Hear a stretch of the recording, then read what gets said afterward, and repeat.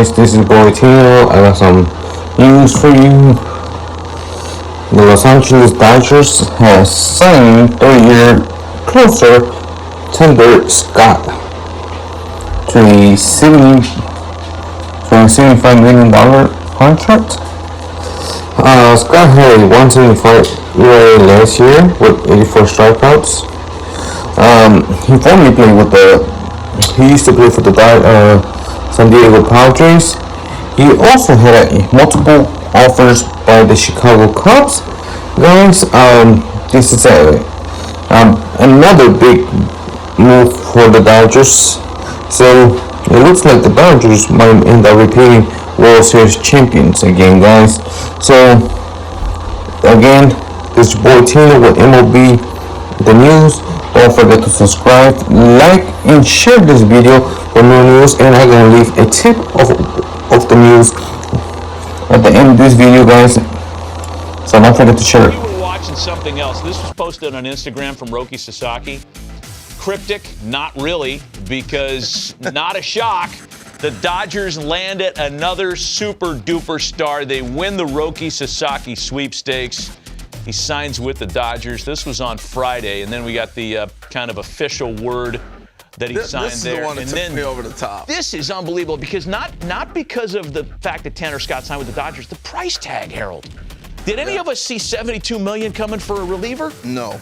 Mark Feinstein broke this over the weekend. So two big stories. The rich get richer. The Dodgers do it again. Roki Sasaki, you said all along that's where he was headed. Yeah. So no surprise there. But we really thought there'd be more teams in play for Tanner Scott. I guess everybody fell out when it got to the $72 million. Well, I mean, it fell out, I guess so. But were we surprised? I didn't even know that was going to be the Dodgers making that run. I mean, it makes sense Scott? when you sit back. Yeah. It just was so quiet underneath everything, and then bam. 72 million. You know, there was a time not long ago when closers commanded huge dollars. And then the industry shifted to, maybe we don't leverage all that money in a ninth inning guy. We can committee this payroll chunk. Maybe we're back to the closers getting paid. This is a big time arm. Game-changing arm. He goes to an already great World Series winning team at a huge price. I mean, the flexibility, too. I mean, you got Blake trying to come back, right? So you can match up. You can probably – Tanner Scott's going to be able to – he's been a guy that's pitched more than just closer. Mm-hmm. So they got a pitcher. That's, I think, how they're looking at this thing. If you look at what the Dodgers are doing, what they're building a unified front for a team, so to speak. I mean, they also took a stone out of the Padres' little wall they were trying to establish down there too. Because they changed the direction of the Padres. They really did. Probably not wrong. That's probably not wrong. The Pods I thought that the Padres were clearing the decks for international money so they'd land Sasaki. I really thought that's where he was going to go, even though you were right all along by saying the Dodgers. So not only do they not get Sasaki, they lose Tanner Scott, and they lose both of those players to the team up north that's been their big pain in the side forever. I got so many calls from people like, is this fair what the Dodgers are doing? This is ridiculous, blah, blah. They got to be breaking rules. They're not breaking rules. They're just smart. And I think you go back to 2022, they started planning for Ohtani. The following 2 years, they were going to get him. Remember 2022, you had Trey Turner, you had Bellinger, you had Turner, Justin Turner, and Dan Duffy. They didn't sign any of those guys. Right. Trey Turner was a $300 million player. Loved to have him back. Bellinger came through the Dodger farm system. That's a former MVP. $80 million. Boom. That's 380, about $400 million. They didn't sign. Bye-bye. Then the next winter, they go, you know what? We'll get rid of J.D. Martinez and I'll bring you back Lance Lynn, David Peralta, Rosario. What are they doing? What are the Dodgers doing? They were getting ready for one person, Shohei Ohtani. All right, let me lock in on the financials. And then Shohei gave him a gift. He said, you know what? I'm going to defer it.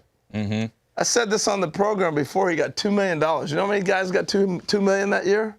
388 players got $2 million or less. And Shohei was one of them. So if you look at it, Matt, what they've been able to do all the way with Mookie, look at the money these players have deferred. They've deferred over $1 billion to the Dodgers. And that's why it is a culture where guys go and I want to play. We got that full screen built. Why is this so different? This is why I think where things have changed. The money has changed the game, but here's how the money's changed the game, Matt.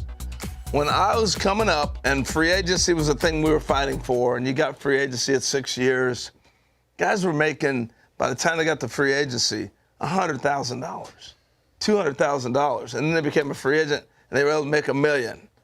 $1.5 million, or Dave Winfield got 10 years at $10 million. Yeah. You know, wow, Winnie, amazing. That was then. Now free agency is, I've already made 100-some million probably by the time I'm 6 years into free agency and I'm a big-time player. I probably made it 20 million, 25 million. I probably made close to 50 million. Now it's about winning. And that's what these guys, they all know they're going to get paid. But I want to win. And it's easy to say that when you know you're going to get paid. Yes. Or you, exactly. Right, you have that guarantee, or you know it's coming in X number of months. Now you can tell everybody, I just want to win. And getting paid is $100 million or more. Yeah. It's $72 million for a pitcher. Yeah, it's life-changing, generationally changing money. Yeah. It's unbelievable. Look, I thought that if they landed one of these two guys, we would have been cooing about their offseason. They bring Teoscar back. No. Like, you know what? The only guy that's not happy about all this is the guy in the Dodgers developmental pipeline who's not a blue-chip prospect. That guy who's being groomed as a role player. That guy who's being groomed as a, 4A type player. There's no room in the inn for you, son. Sorry. There's 29 others. Go compete. We thought that when the Dodgers put together one of the early incarnations of a super team in '92, they had Darryl Strawberry, who was there for his second year, and they bring in Eric Davis. Remember? Yeah, oh yeah. And we thought, look at the Dodgers spending all this money. Oh, my God.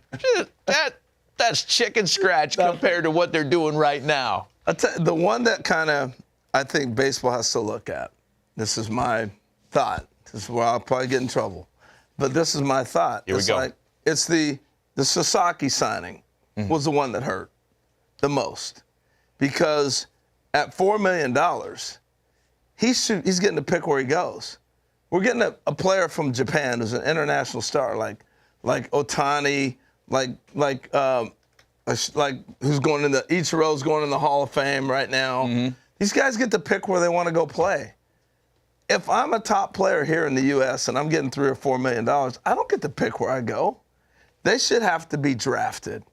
They should have to have a draft, a lottery that says, I just won the lottery, I'm going to get Sasaki. It's not a bad idea. It's not fair. It's not a bad idea. And go, I can pay $4 million. Everybody can afford the $4 million for this guy. But you know you're not going to get him.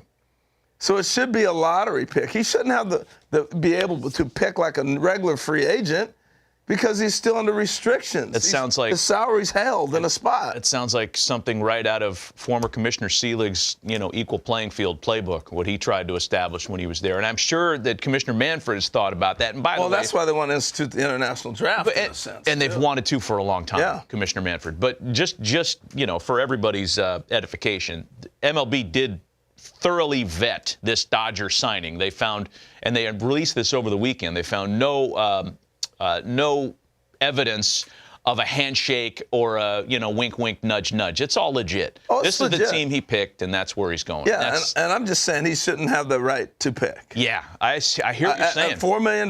It's a good idea. He should not. And when you have Mookie Betts, Shohei, Freddie Freeman, Yamamoto have a meeting with you, I'm going to play for you, too. And let me tell you, I do think, and again, I can't wait to see what this does to, preseason odds, the anticipated win total for the Dodgers. The regular season win total is probably going to be north of 102.5, which is obscene. It's probably going to be somewhere in the 104, 5, 6 category. Yeah. But look, you get to a 5-game series in the postseason, anything can happen. Yeah, oh, yeah. The Harlem Globetrotters could be upset. It's baseball. And that's the hope that other teams have, right? Arizona's put together a really good team this year. They're legit. Yeah, they are. The Pods haven't done what we thought they were going to do, but there are teams that could certainly catch the Dodgers in a bad week.